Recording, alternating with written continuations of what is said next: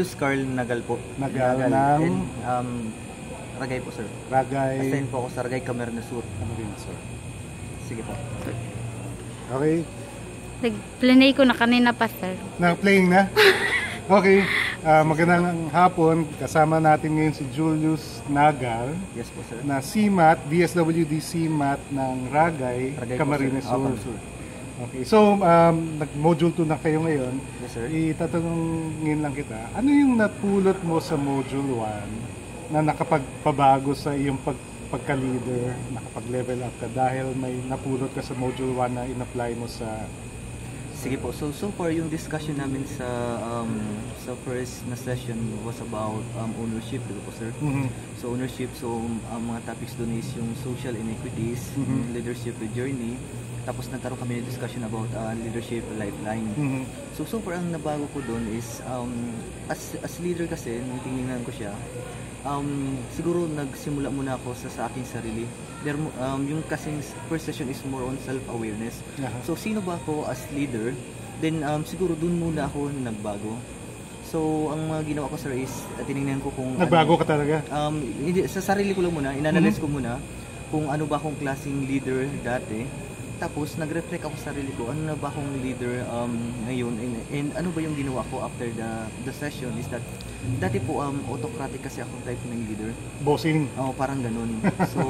So ang ginawa ko is based sa, di ba, sa lifeline, nakita ko na baka pwedeng mag-shift or magbago ako ng leadership style para at least makuha ko yung goal na, di ba, kung magkaroon ng convergence na magsama-sama kami. Dahil sa Ragay kasi diverse staffing. So, tatlo lang kami social worker, may ex-seminarian, then may mga nurses. So, iba-iba yung values namin, sir. So na-realize ko, bakit hindi kami masyadong nagkakasundo dahil sa iba-ibang values namin. So, nag-isip ako na palitan ko kaya slowly muna yung type of leadership. Pero, hindi ko pa siya ina-apply, pero slowly kasi nagsimula ako sa aking sarili.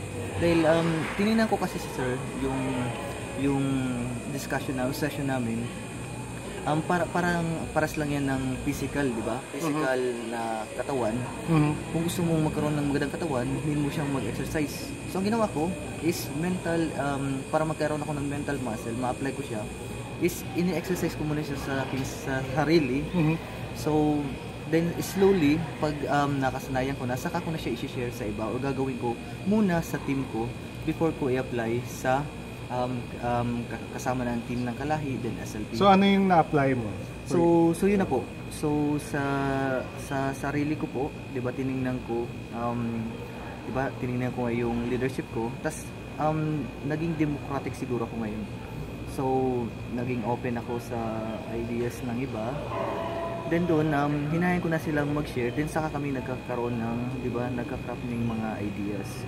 So, at least, nakita ko na mas magaan siguro, then mas mabuti yung nagiging output namin kaysa sa dating sinasabi ko lang dahil, di ba po, dahil bossing ako, nagiging bossing ako, nagiging firm out decision ko. Kailangan natin yan dahil yan ang kailangan natin output ngayon. So, ito po siguro ang binago ko lang. So, paunti-unti po, sir.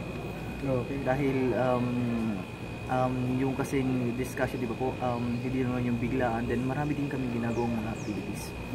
So far siguro pag na-complete namin yung BL training, pakasakaling makuha ko yung totality ng mga sections.